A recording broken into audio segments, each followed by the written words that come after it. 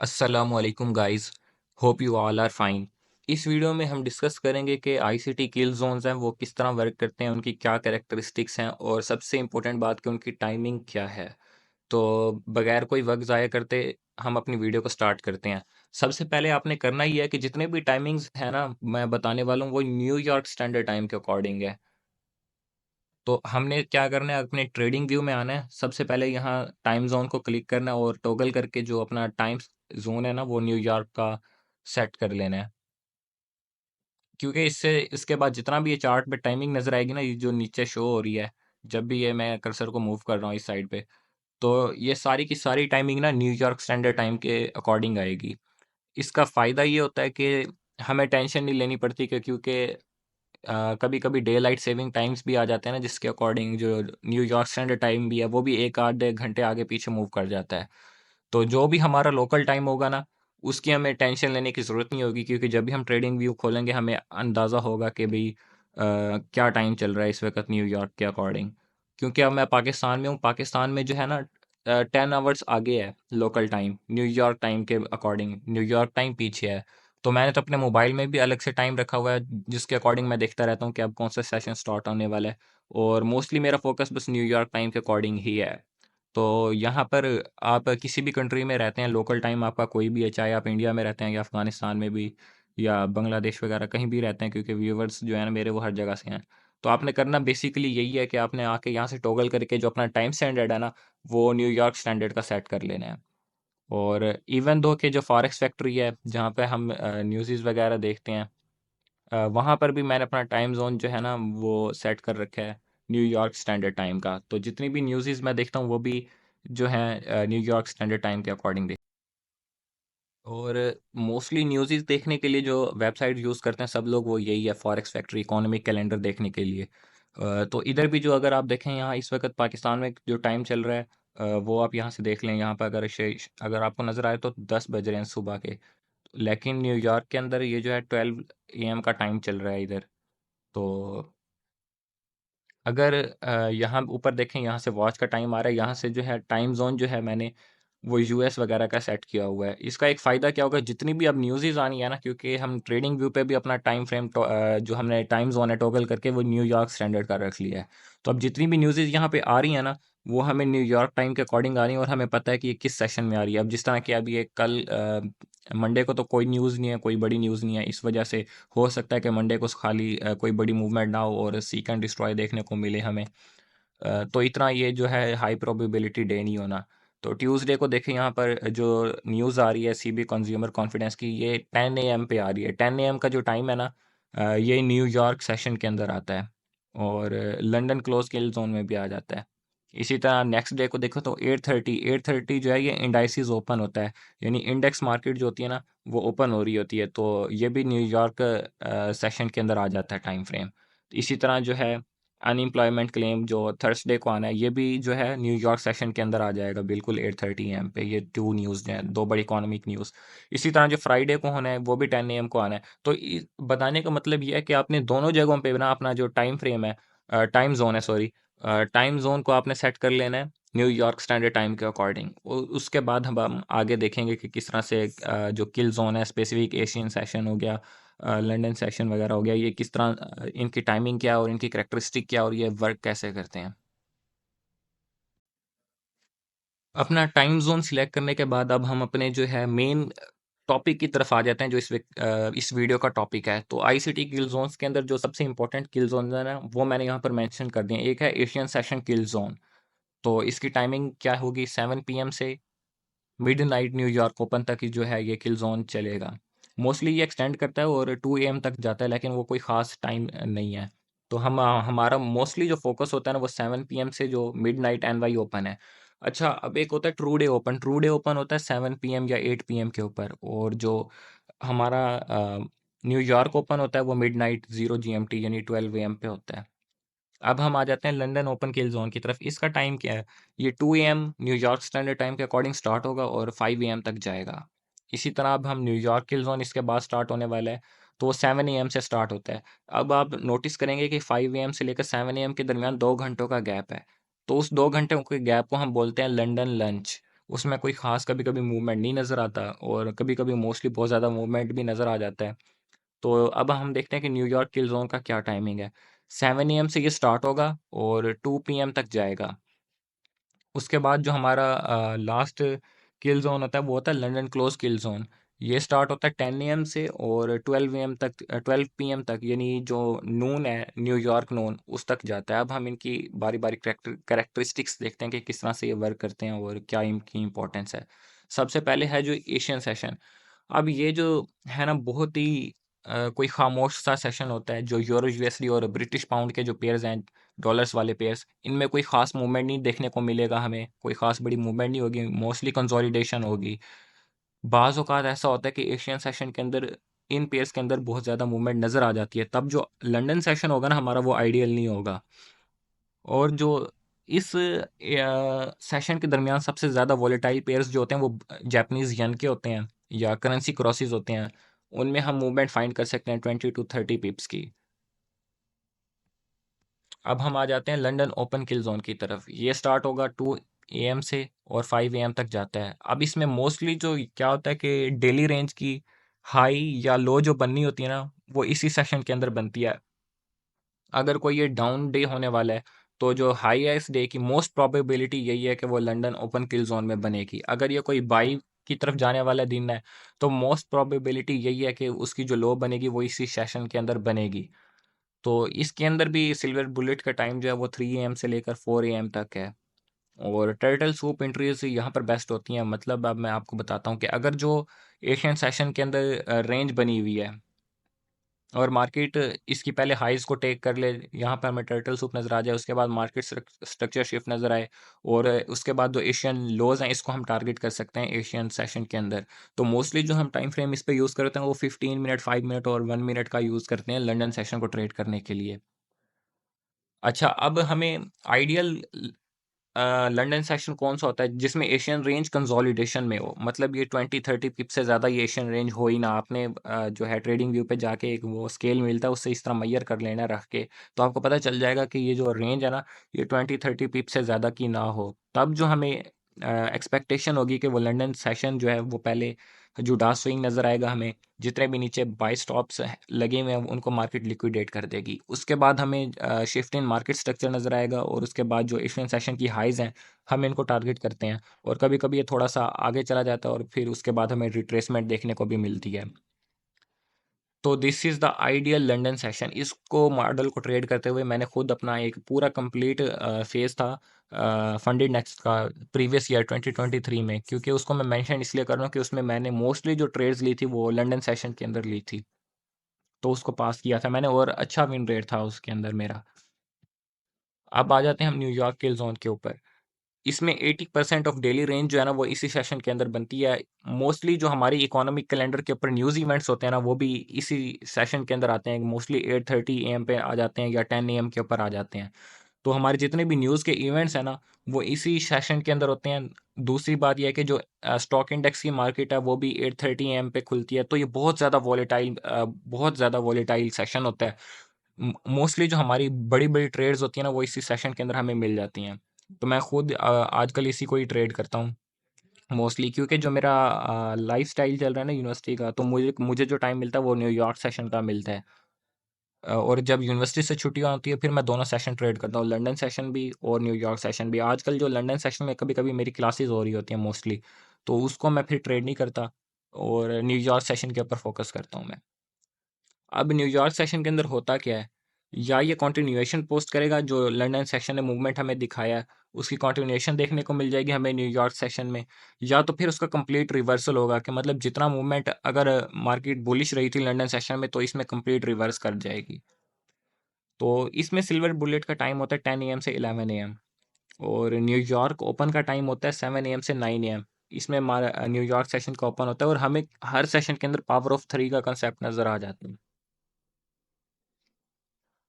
अब ये मैंने सिर्फ आपको दिखाने के लिए ये वाला ग्राफ्स बनाए हैं कि ये एशियन रेंज है, ये न्यूयॉर्क से, ये यहाँ पर लंदन सेशन हुआ है, उसके बाद रिट्रेस हुई है मार्केट, उसके बाद न्यूयॉर्क सेशन में जो ट्रेंड बनाया है लंदन सेशन ने उसको कंटिन्यू किया है।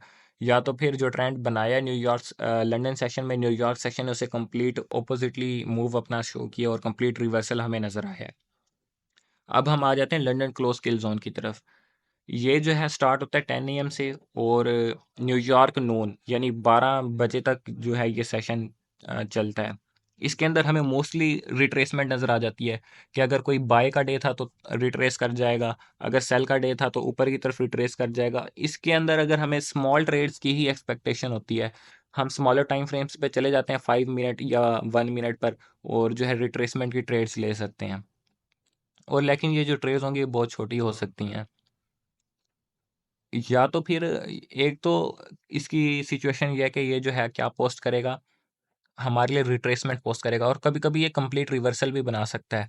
क्योंकि अगर हम देखें कि अभी न्यूयॉर्क सेशन एंड नहीं हुआ, न्यूयॉर्क सेशन ने एंड होना है 2 PM पे, तो ये जो रिट्रेसमेंट शो करेगा, क्या पता हो सकता है कि नेक्स्ट जो कंटिन्यू होने वाला है न्यूयॉर्क सेशन वो कम्प्लीटली रिवर्सल में ही चला जाए और मार्केट जो बाई से सेल के प्रोग्राम में चली जाए। एक सिचुएशन तो ये हो सकती है, एक सिचुएशन ये हो सकती है कि ये जो रिट्रेसमेंट बनाएगा सेशन, और नेक्स्ट डे जो मार्केट ओपन होगी वो मजीद लोअर चली जाएगी, तो ये वीकली टाइम फ्रेम के अकॉर्डिंग भी एक बड़ा रिवर्सल बना सकता है। जो अगर हम पोजीशंस वगैरह अपने ट्रेड्स की मैनेज कर रहे हैं, तो हमें इस क्लोज किल जोन के ऊपर फोकस करने की ज़रूरत होती है कि ये किस तरह से वर्क कर रहा है। या तो फिर ये एक तो सिचुएशन ये है कि ये खाली रिट्रेसमेंट्स शो करेगा, दूसरी सिचुएशन ये है कि ये रिवर्सल बना सकता है डेली और वीकली टाइम फ्रेम के अकॉर्डिंग। अब हम चार्ट्स के ऊपर देखेंगे कि ये सेशंस जो है हम इनको किस तरह से मार्क कर सकते हैं और किस तरह से ये वर्क करते हैं। अब अगर मैं पीछे चला जाऊँ पूरे चार्ट्स में और मेंशन करने लग जाऊँ कि एशियन सेशन कैसे है और ये लंदन सेशन को मार्क करूँ, तो मेरा बहुत ज़्यादा टाइम जो है ना वो वेस्ट हो जाएगा। पर्सनली मैं किसी किस्म का इंडिकेटर यूज़ नहीं करता, लेकिन ना for the sake of video मैं यहाँ पर एक इंडिकेटर यूज़ कर रहा हूँ। ये आईसीटी किल जोन्स का इंडिकेटर है, लक्स अल्गो ने बनाया है।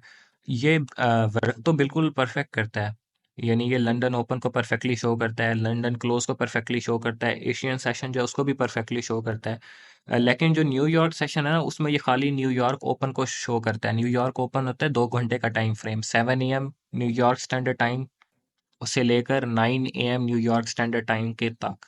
बस ये कंप्लीट न्यूयॉर्क सेशन को शो नहीं करता। उसके अलावा अगर आप एक बिगिनर हैं और आपको मुश्किल होती है कि ये किस तरह से प्लॉट करने हैं जो जितने भी किल जोन्स हैं, तो ये जो एल्गोरिथम इन्होंने बनाया हुआ है इंडिकेटर, ये आपको हेल्प करेगा काफ़ी अगर आप बिगिनर हैं। लेकिन उसके अलावा आपको ये किसी किस्म के इंडिकेटर की यूज़ करने की ज़रूरत नहीं है। आपको खुद मेंशन करना आना चाहिए कि एशियन सेशन कौन सा है, लंदन सेशन कौन सा है, लंदन क्लोज कौन सा है, और न्यूयॉर्क सेशन कौन सा है। तो for the sake of video मैं इस इंडिकेटर को यूज़ कर रहा हूँ। तो आप करंटली देख सकते हैं इसने कितना परफेक्टली जो है ना इन सबको मेंशन कर दिया। मैं बारी बारी पहले इसको रीसेट व्यू कर लेता हूँ। हाँ, तो अब आपको नज़र आ रहा है यहाँ पर एशियन सेशन है, किस तरह से मार्केट ने कंसोलिडेट किया हुआ है। अगर हम किसी भी एशियन सेशन को देखेंगे ना, ये यूरो यूएसडी का पेयर है, तो हमें एशियन सेशन इसी तरह कंसोलिडेट करता हुआ नजर आ रहा है। किसी भी को देख लें, देखो यहाँ भी कंसोलिडेट कर रहा है, कोई बड़ा मूव नहीं है। यहाँ भी देखो तो ये कंसोलिडेट कर रहा है। अब हम लंदन ओपन को देखें, तो लंदन ओपन में प्रोट्रैक्शन होती है। ये देखो यहाँ पर एक साइड पर गई है, मार्केट ने बाई स्टॉप्स को हैंड किया है। ये कंप्लीट लंदन से ओपन जो है ना इन्होंने मेंशन किया हुआ है। उसके बाद है इसके लंदन ओपन से लेकर न्यूयॉर्क ओपन तक की जो टाइम फ्रेम है ना, ये खाली छोड़ा हुआ है। ये है असल में लंदन लंच। इसके बाद से जो यहाँ पर न्यूयॉर्क सेशन स्टार्ट हो जाता है और मार्केट में एक फॉल आता है। होपफुली ये जो 8:30 के ऊपर एक बिग रेड कैंडल नजर आ रही है ना, ये ड्यू टू न्यूज़ है। तो न्यूज़ इवेंट्स में इसी तरह से वोलेटाइल मूव नज़र आते हैं, क्योंकि आपको पता है न्यूयॉर्क सेशन में मोस्टली न्यूज़ आती हैं। तो लंदन ओपन जो मूव बनाया था वो अप डायरेक्शन का था। इसमें न्यूयॉर्क सेशन में हमें जो डाउन ट्रेंड का मूव नज़र आया है, उसके बाद मार्केट दोबारा से जो है अप ट्रेंड में जाती है। ये लंदन क्लोज की विंडो है। देखें लंदन क्लोज की जितनी भी विंडो है ना इसमें, ये 10 AM से स्टार्ट होके 12 PM तक होता है।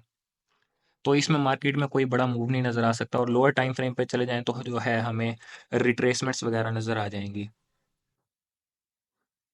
ये देखें लंदन क्लोज, आई थिंक हाँ, ज़्यादा लोअर टाइम फ्रेम पे आने की ज़रूरत नहीं थी। इंटरनेट यहाँ पे स्लो है जिस रूम में हूँ मैं थोड़ा सा। ये देखो लंदन क्लोज, 5 मिनट के टाइम फ्रेम पे बहुत छोटी जो है ना इसके ऊपर ट्रेड्स मिल सकती हैं, लेकिन मोस्टली जो है ना हम न्यूयॉर्क सेशन को यूटिलाइज करते हैं। अब न्यूयॉर्क सेशन जो एक्चुअल में स्टार्ट होता है तो यहीं से है, ये 7 AM से 9 AM तक ये न्यूयॉर्क ओपन है। एक्चुअल में न्यूयॉर्क न्यूयॉर्क सेशन एक्सटेंड करता है और 2 PM तक चला जाता है, यहाँ यहाँ तक जाएगा एक्चुअल में। तो इस तरह से आप देख सकते हैं इसको कंप्लीट। अगर आपने बैक टेस्ट करना है, सारे सेशंस को देखना है, तो आप ये इंडिकेटर यूज़ करके बैक में जाके जो है जितने भी सेशंस हैं इनको यूटिलाइज कर सकते हैं, देख सकते हैं। यहाँ भी देखें किस तरह से लंदन क्लोज है, उसने किस तरह से रिट्रेसमेंट शो की है पूरे टाइम में जितना भी मूव बना था, क्योंकि अप डे है, आपको नज़र आ रहा है ये एशियन रेंज है। उसके अलावा लंदन ओपन में कंसोलिडेट ही रही है मार्केट, उसके बाद से ये न्यूयॉर्क सेशन का स्टार्ट हुआ और एक बड़े मूव नज़र आए हैं। ये भी ग्रीन कैंडल भी 8:30 AM पे है, कोई न्यूज़ का ही इवेंट होगा इस टाइम पर भी। तो उसके बाद जो है यहाँ पर लंदन क्लोज का स्टार्ट हुआ है और मार्केट में रिट्रेसमेंट नज़र आई है। और यहाँ तक जैसे 2 PM बजते हैं तो न्यूयॉर्क सेशन का भी एंड हो जाता है।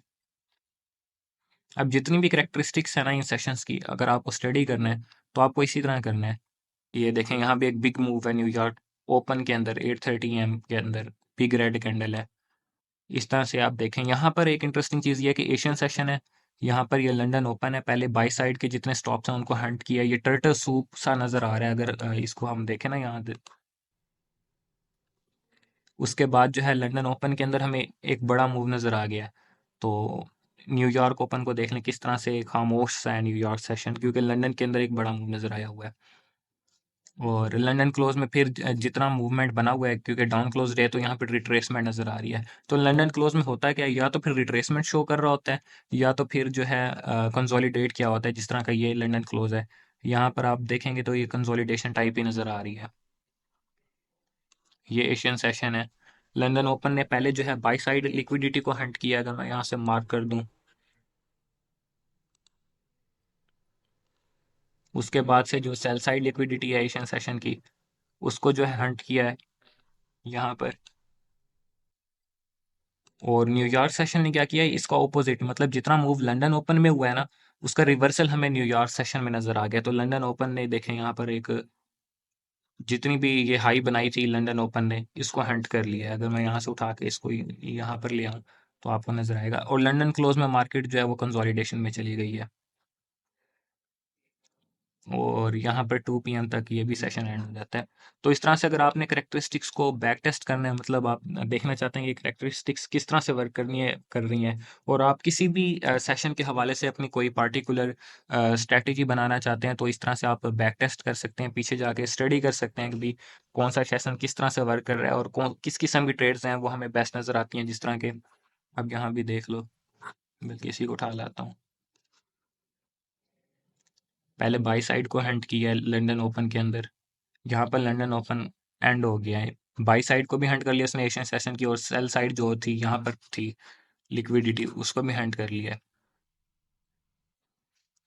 उसके बाद यहाँ रिट्रेसमेंट नजर आई है और ऑप्टिमल ट्रेड एंट्री मिली है। उसके बाद जो है लंदन लंच के अंदर भी बड़ा मूव नजर आ गया है। उसके बाद ये न्यूयॉर्क ओपन है और ये लंदन क्लोज में रिवर्सल नजर आया, और कंप्लीट जो मार्केट का ट्रेंड बना हुआ था उस सारे को ही ऑपोजिट कर दिया उसने। और यहाँ पे डे एंड हो जाता है, डे क्लोज 2 PM के ऊपर।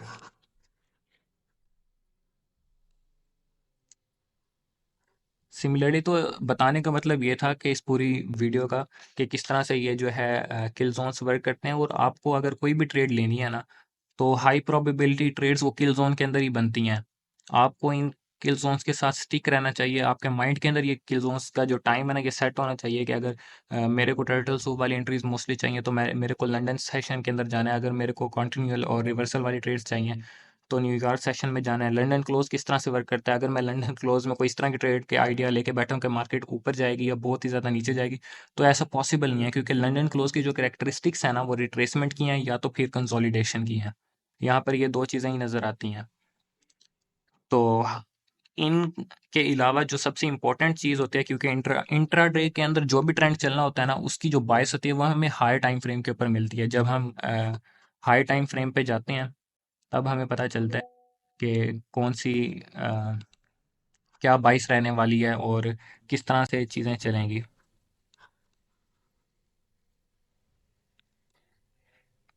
ओके, तो ये था इस वीडियो का पर्पस। मिलते हैं फिर किसी नई वीडियो के साथ।